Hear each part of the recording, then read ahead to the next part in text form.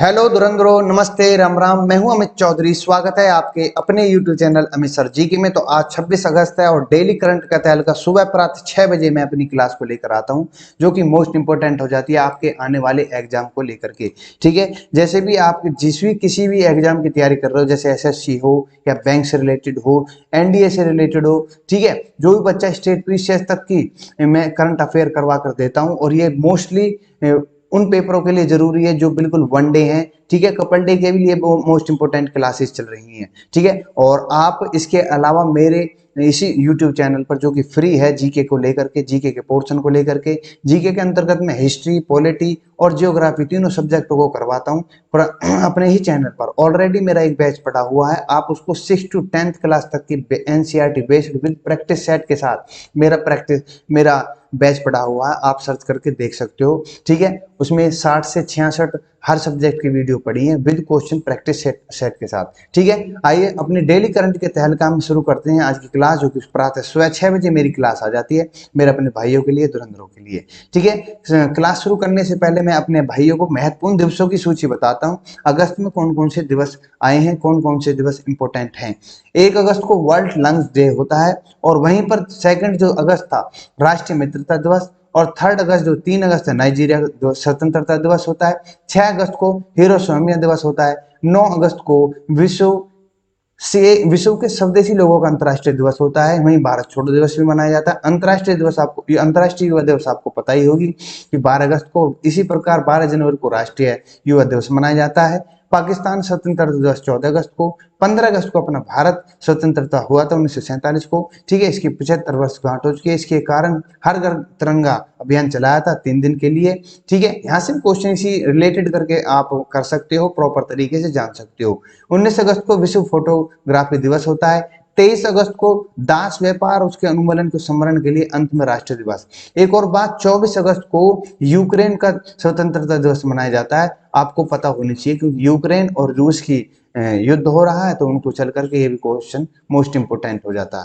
आइए शुरू करते हैं अपनी क्लास को, जो कि सबसे महत्वपूर्ण क्लास है। हर क्वेश्चन को डीपली वाइज समझेंगे, अच्छे से समझेंगे, प्रॉपर तरीके से पढ़ेंगे और नोट करते चलेंगे। ठीक है, फर्स्ट क्वेश्चन आपके सामने है, किस अनुसंधान ने और भारतीय नौसेना ने स्वदेशी रूप से विकसित VAT, जिसको SRSAM का उड़ीसा में उद्घाटन, मतलब सफलतापूर्वक परीक्षण किया है। अब ये कौन से अनुसंधान के द्वारा होता है? ये DRDO, इसरो, नासा, BSF।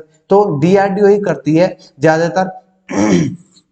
आइए थोड़ा सा मैं इसके बारे में बता देता हूं डिटेल में। स्वदेशी रूप से विकसित vertical launch short range surface to air missile, ये सरफेस टू एयर मिसाइल छोड़ गए VLSRS, इसकी शॉर्ट फॉर्म है VLSRSAM, vertical launch short range surface to air missile को इंटीग्रेटेड टेस्ट रेंज चांदीपुर में लॉन्च किया गया। और एक उच्च गति वाले मानव रहित विमान के खिलाफ भारतीय नौसेना के जहाज में उड़ान परीक्षण किया गया।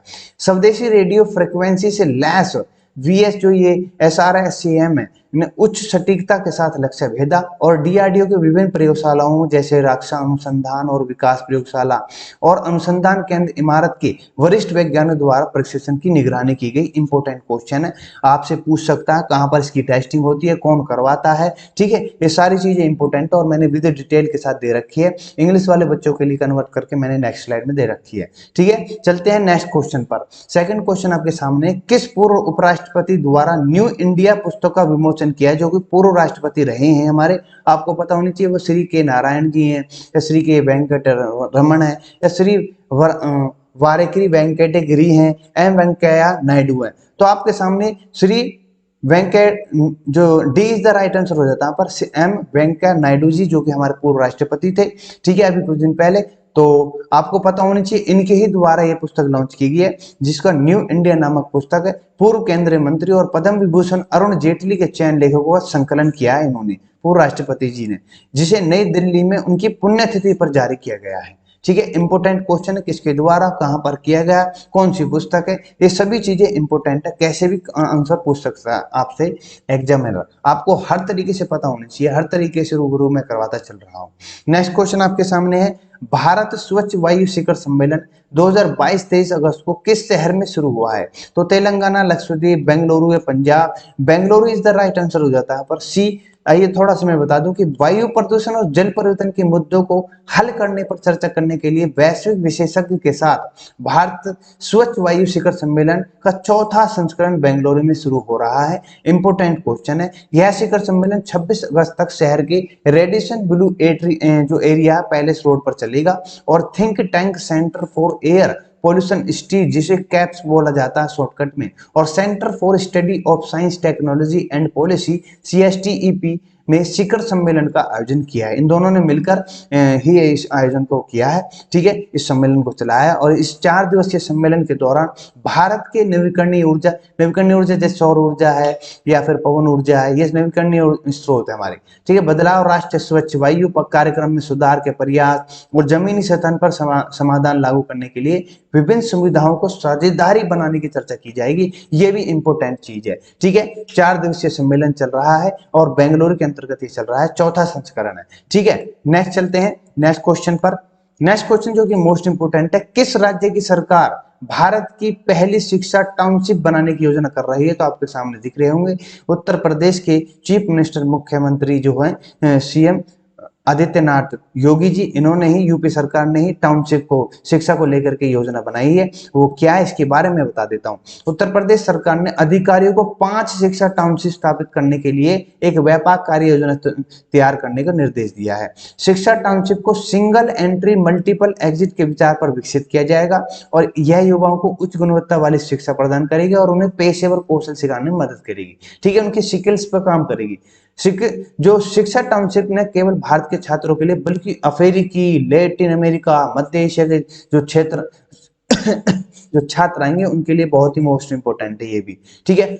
ना ही अपने भारत के युवाओं और छात्रों के लिए, बाहर के विदेश से आने वाले युवाओं के लिए, छात्रों के लिए ये महत्वपूर्ण है टाउनशिप में प्रतिष्ठित सरकारी व निजी विश्वविद्यालय, मतलब जो प्राइवेट और गवर्नमेंट दोनों ही अपने कैंप को लगाएंगे या खोलेंगे और इनको पूरा सहयोग देंगे कुल मिलाकर, ठीक है। नेक्स्ट क्वेश्चन पर चलते हैं। भारत ने आपदा प्रतिरोधी बुनियादी ढांचे के लिए गठबंधन किसके साथ मुख्यालय समझौते पर हस्ताक्षर किए हैं? इंपोर्टेंट क्वेश्चन है बिल्कुल। CRPF, CDRI या ITBP या BRO? तो CDRI, ठीक है, इसने भारत के साथ अपने जो आपदा प्रतिरोधी बुनियादी ढांचे हैं उनको गठबंधन किया है CDRI के साथ। इसके बारे में थोड़ा बता दूं, CDRI का मतलब है कि सेंट्रल ड्रग रिसर्च इंस्टीट्यूट, इसकी फुल फॉर्म ये है। समझौते पर CDRI के महानिदेशक अमित प्रोती, यहाँ पे क्वेश्चन उठ सकता है कि CDRI के जो महानिदेशक वो कौन है, और विदेश मंत्रालय के संयुक्त सचिव नूर रहमान शेख ने हस्ताक्षर किए। जो CDRI है, सेंट्रल ड्रग रिसर्च इंस्टीट्यूट को संयुक्त राष्ट्र विशेष अधिकारी और प्रत्यक्षा अधिनियम 1947 के अनुसार सभी अधिकारियों, उन्मुक्तियों और विशेष अधिकारियों के लिए अंतर्राष्ट्रीय स्तर पर कार्य करने की अनुमति देगा। CDRI जो है, ये जो ड्रग्स रिसर्च इंस्टीट्यूट है, इसके लिए एक अंतर्राष्ट्रीय संगठन बनाने के लिए यह एक महत्वपूर्ण कदम बन रहा है, ठीक है। पिछले 2 वर्षों में CDRI को 31 देशों और 8 अंतर्राष्ट्रीय संगठनों द्वारा एक स्वतंत्र अंतर्राष्ट्रीय संगठन के रूप में मान्यता दी गई है। यह CDRI को बुनियादी ढांचे का लचीलेपन पर और अपनी प्रतिबद्धताओं और सहभागिता की पूरा करने में सक्षम बनाएगा। यह CDRI को सदस्य देशों के साथ मिलकर काम करने में मदद करेगा ताकि जलवायु परिवर्तन में उत्पन्न चुनौतियों को समाधान किया जा सके और दुनिया भर में आपदा रोधी बुनियादी ढांचे को बढ़ावा दिया जा सके। कुल मिलाकर आपदा या किसी भी प्रकार की जो भी चुनौती आएंगी उनका सामना करने में इसमें समाधान निकाला जाएगा। और आपदा प्रतिरोधी बुनियादी ढांचे के गठबंधन में इसे 23 सितंबर 2019 को संयुक्त राष्ट्र जलवायु परिवर्तन शिखर सम्मेलन में प्रधानमंत्री नरेंद्र मोदी द्वारा इसको लॉन्च किया गया था। आपको पूछ सकता है यहाँ से, ठीक है, CDRI को कब लॉन्च किया गया था, किसके द्वारा लॉन्च किया गया था? राष्ट्रीय सरकारों, संयुक्त राष्ट्र एजेंसी, बहुपक्षीय विकास बैंक और वित्त पोषण तंत्र, निजी क्षेत्र के अधिकारियों की साझेदारी है, ठीक है। यह एक स्वैच्छिक संगठन है और जिसका उद्देश्य आपदा जोखिम और जलवायु प्रतिरोधी नए मौजूदा बुनियादी ढांचे को बढ़ावा देना है, ठीक है। इसका मुख्यालय CDRI का मुख्यालय है नई दिल्ली के अंतर्गत। महानिदेशक मैंने बता दिया अमित नाम किसे हैं, ठीक है। नेक्स्ट क्वेश्चन पर चलते हैं। भारत ने नाविकों के सुगम आवाजाही के लिए किस राष्ट्रीय देश के साथ समझौता ज्ञापन पर हस्ताक्षर किए हैं? इंपोर्टेंट क्वेश्चन है। इराक के साथ, इजराइल के साथ, ईरान के साथ या इटली के साथ? तो ईरान के साथ किए हैं, ईरान के साथ। ईरान जो कि गल्फ कंट्री कहा जाता है। ठीक है, थोड़ा सा मैं बता दूं कि केंद्रीय मंत्री जो हमारे सर्बानंद सोनोवाल ईरान के 3 दिवसीय दौरे पर हैं इस समय, और केंद्रीय शिपिंग मंत्री सर्बानंद सोनोवाल ने ईरान के शहरी विकास मंत्री रोस्ती गोस्वामी को द्विपक्षीय बैठक के दौरान अपने हस्ताक्षर किए, दोनों में समझौता हुआ और फिर हस्ताक्षर किए हैं। यह समझौता ज्ञापन नाविकों के लिए प्रशिक्षण, जो नाविक जो व्यापार होता है ना इंटरनेशनली, उसके ऊपर हस्ताक्षर हो रहे हैं। उन जो तो प्रशिक्षण, परमाणु और निगरानी के मानकों में अंतर्राष्ट्रीय कन्वेंशन जिसको STCW कहा जाता है 1978 के प्रावधानों के अनुसार दोनों देशों के नाविकों की आवाजाही में मदद करेगा और अंतर्राष्ट्रीय स्तर पर नाविकों के लिए प्रशिक्षण, परमाणु निगरानी पर बुनियादी आवश्यकताओं को स्थापित करने में कनेक्शन करवाएगा। कुल मिलाकर समाधान करेगा। आगे जो पिछला इतने दिनों से जो कनेक्शन चल रहा है, आगे चलकर कहीं कनेक्शन नहीं और तगड़ा बॉन्ड होने जा रहा है इन दोनों देशों के बीच में, इसको लेकर के। ठीक है, केंद्रीय मंत्री ने व्यापार और वाणिज्य के लिए चाहबार बंदरगाह की भूमिका पर प्रकाश डाला।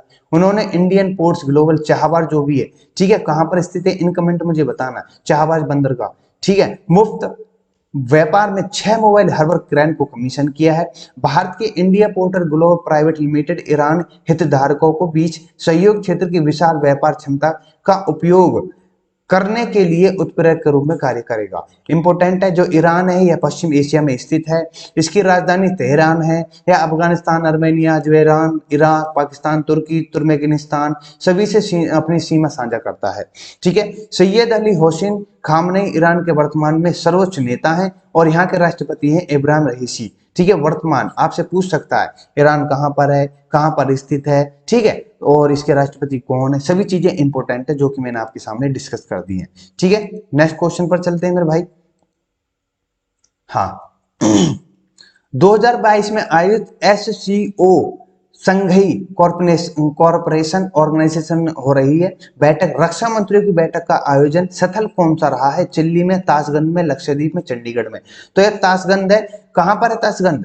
ये मैं आपको बताऊंगा उज्बेकिस्तान के अंतर्गत। ठीक है, केंद्रीय रक्षा मंत्री जो हमारे राजनाथ सिंह है उज्बेकिस्तान के ताशगंज में संघीय सहयोग संगठन मतलब संघीय कॉरपोरेशन ऑर्गेनाइजेशन में सदस्य देशों के रक्षा मंत्रियों को वार्षिक बैठक में भाग लिया। इस बैठक में भारत के अलावा चीन था, कजाकिस्तान था, किर्गिस्तान था, पाकिस्तान था, रूस था, तजाकिस्तान था, उज्बेकिस्तान के विदेश मंत्रियों ने हिस्सा लिया और इस दौरान समरकंद के राष्ट्राध्यक्षों को SCO शिखर सम्मेलन की तैयारी को भी चर्चा हुई। ठीक है, इंपोर्टेंट क्वेश्चन है, SCO जो कि हो रहा है उज्बेकिस्तान के ताशगंज में, इंपोर्टेंट क्वेश्चन है, यहाँ पर इनकी मीटिंग हुई है। ठीक है, भारत की तरफ से कौन गए हैं? रक्षा मंत्री राजनाथ सिंह गए हैं। आपसे पूछ सकता है इस प्रकार से घुमा फिराकर क्वेश्चन करने की आदत है एग्जामिनर को। नेक्स्ट क्वेश्चन है, किस नेता को 2022 लिबर्टी मेडल से सम्मानित किया गया है?